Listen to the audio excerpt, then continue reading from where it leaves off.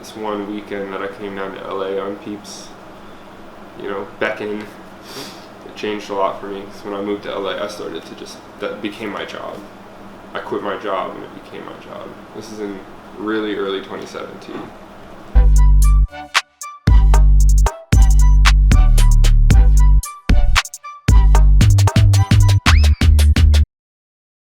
I got the name Fish Narc because I'm a Pisces and I'm like attracted to water, and I've identified with the fish partially, but there's also this rock record from Seattle by a band called Talbot Tagora called Lessons in the Woods Are a City. And like being the fish is like a really important theme on that record.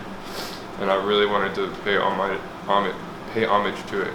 So most people don't know it. Partly Fish comes from that Talbot Tagora record. Narc is like when I got my name, it was like somebody who was like kind of a douche, who spoiled the fun, like narked on the party, like told you not to do something. And it was like a joke, but it's not really fish, adjective, noun, narc. It's like fish, water, snake, rat, egg, wave, foot, shell, mouth, narc, foot, fish, comma, narc, comma. It's a list. I grew up in Seattle, Washington partly, and outside of it in a small but pretty cool rural community called Vashon Island. And when I was growing up outside, I was mostly listening to mainstream rock radio and riding my bike in the woods. And being a kid, I was really lucky to live in a super safe place, so I listened to the radio. I was just starting to learn guitar and get into rock culture and stuff. And then when I moved to the city, when I was like 15, it was like my family moved into Capitol Hill neighborhood in Seattle, which is a really vibrant, at the time was a really vibrant, still is pretty vibrant, not as cool, cultural neighborhood. And I was exposed to all kinds of music and art in that really directed course of my life. So that's where I first would see bands like Talbot Tagora or Iron Lung. That would change my perspective forever. I played guitar and sang in bands. Like I was really into being the front man, which is partially why I wanted to try making beats. It's like a flip, reverse roll. I played in a band called Hair Jazz, and we were really influenced by Nigerian and Ghanaian guitar playing, like J.A. Adofo, City Boys band. It's now all on iTunes now, which is crazy. Prince Nico Mbarga, and also like stuff like Abe Vigoda, like LA punk music from like that time, like 2000s, 2010s punk music. Hausu was started kind of in the Capture Tracks indie pop wave. We played a lot of shows with Craft Spells, and then we grew into more of a rock shape.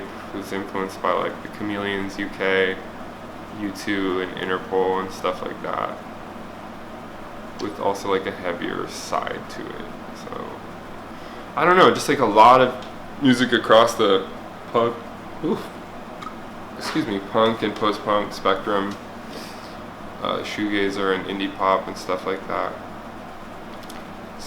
That was like my most important band. We put out an LP that I still think is really good in 2013, and like being in that band was partially why I was so attracted to Thraxxhouse and why they invited me to join. So that kind of was my segue into what became SoundCloud Rap, which to me at the time I was just like, oh, this is experimental music that's utilizing this free streaming platform.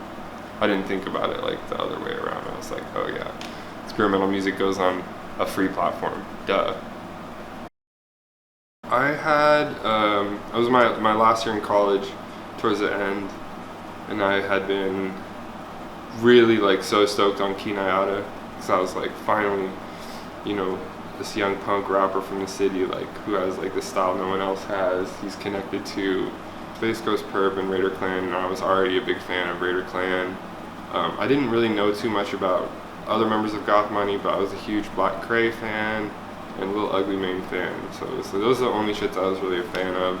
So I knew about Key, and I really wanted to be involved.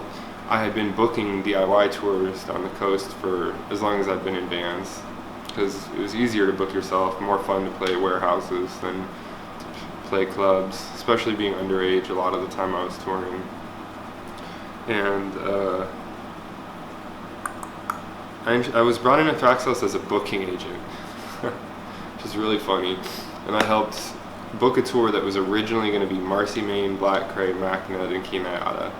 And I think the Goth Money guys pulled out to do the Young Lean tour, but it ended up being a pan-Thrax tour. Everybody played it. And they made their way down the coast, and I was living in LA after college, so everybody ended up at my ex-girlfriend's house where we would all be at and stay. Shout out Kira. But I was made to be a part of the group, like, basically that night.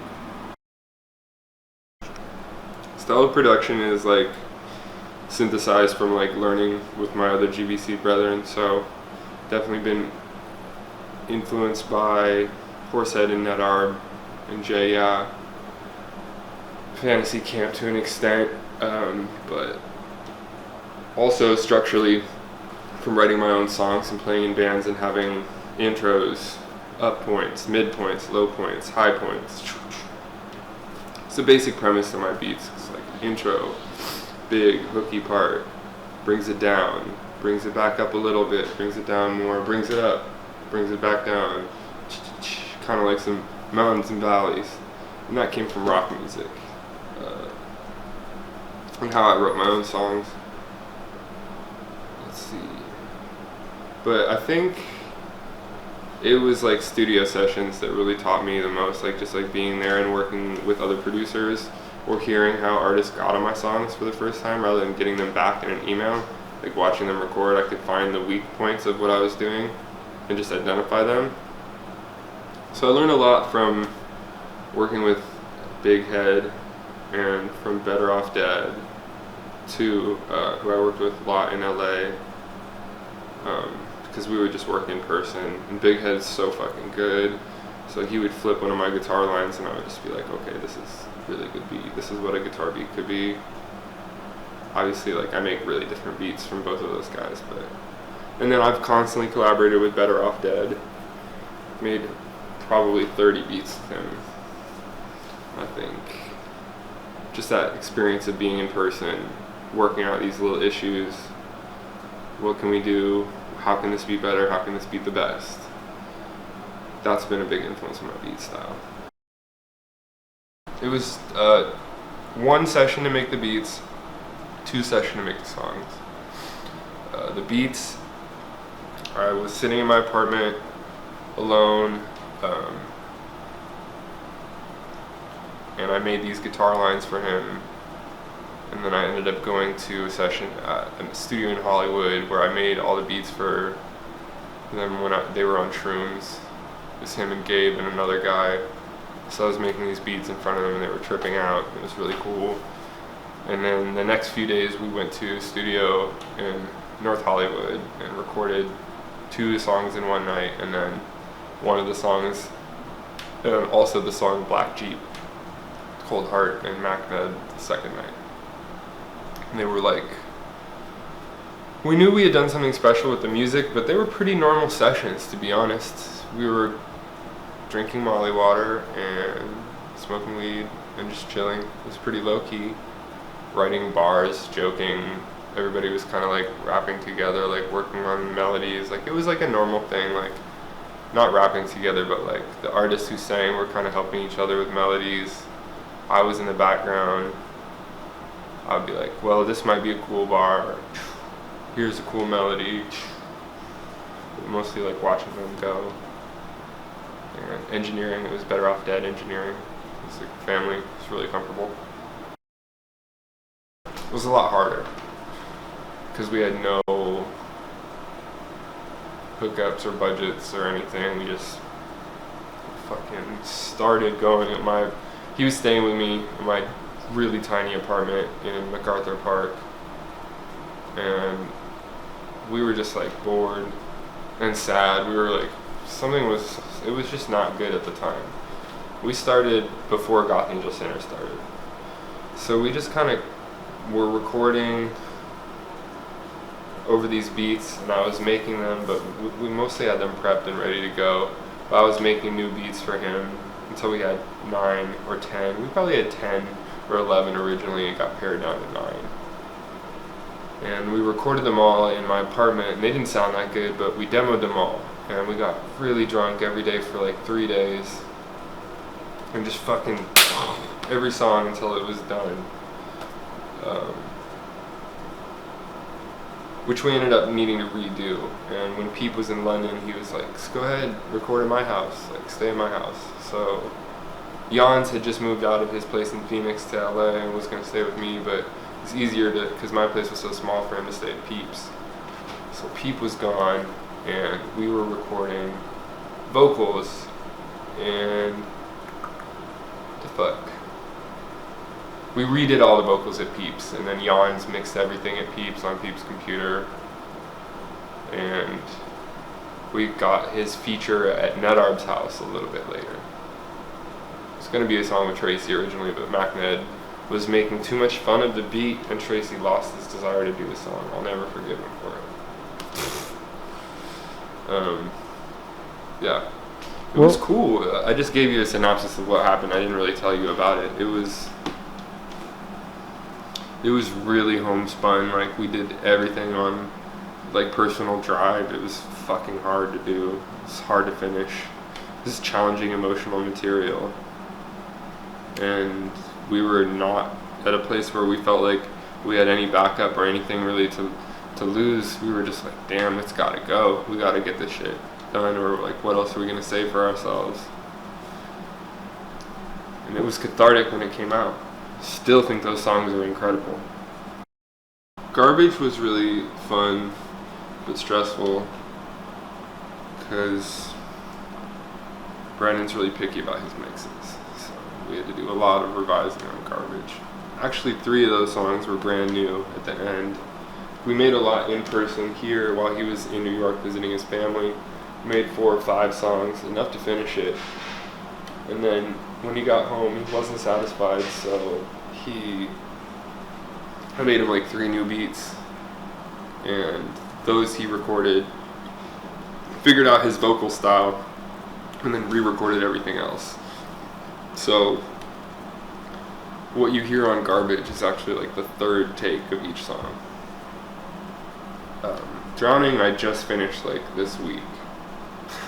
I was just there, and it was really great once we got the computer working. There were some computer issues that made it so we couldn't record. Also, it was going to be 5 songs, and we lost one because of Logic Pro fucking up, which was really a consistent theme in that whole project, was Logic Pro corrupting our vocal files, making it just trash in a way that didn't make sense. We didn't know how to fix it, so we lost the material.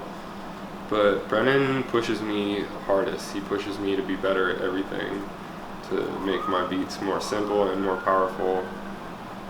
The coolest moment, I think, was when Lil Ugly Mane came over. He was just like giving us the rundown about what he thought would improve our mixing, and he helped us fix up one of the pre-existing songs. Like, he helped us turn up the song Drowning and just like added extra vocals and like make it really punch. And then we recorded that song I Tried after he and I had jammed for an hour or so, and I had written this really like funny indie pop beat around it. Fuck, that song is so good. So that shit was really cool, because I've always really looked up to Ugly Mane. He's been somebody who's inspired me my entire time in the scene. So I never thought I'd get to do something like that. That shit's really cool. I love Mike.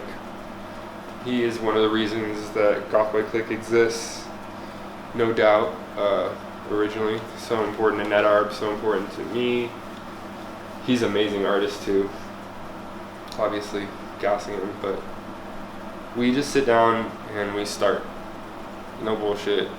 And a lot of the times I'll play guitar, he'll play piano, play guitar, and we'll sample. We'll just start with one thing and record it, sample it, chop the sample, and then from there build the beat out, and if I'm making the beat on my computer, he'll pitch in as to what to do, and if we're making the beat on his computer, he'll be the one to like, I'll have to be like, yo, no, like do it this way, like switch up your hi-hats, like, and we make beats in a really different way. Like he uses audio samples, like places them in a row for drums, and I use MIDI drums, and that process-wise alone is just really different. Like, not to mention we use really different softwares, have different goals. It's like one of the most heterogeneous type of session I can imagine, because a lot of other producers I collab with, like we have a lot more in common musically than Clams and I do. So working with Clams is really special because each beat that we turn out is like a process. It reflects what we did. Everybody's is like that, but that's something I keep in mind working with him. And I can't say who, but we have a special project that we're producing for together, so look forward to that. We were becoming really close friends, so it was like something getting cut off. It's been devastating. Like, I can't claim to have known him very long, but I knew him well when we were getting to become really good friends, which is, we started to get close in July, really, June, July, and losing him has been daily until today, still probably tomorrow has been really challenging. There'll never be another person like him in my life, another person like him in the world, really. So he's really special, not just to me, but he touched everybody. I know he touched everybody, but our relationship had a nuance to it for me that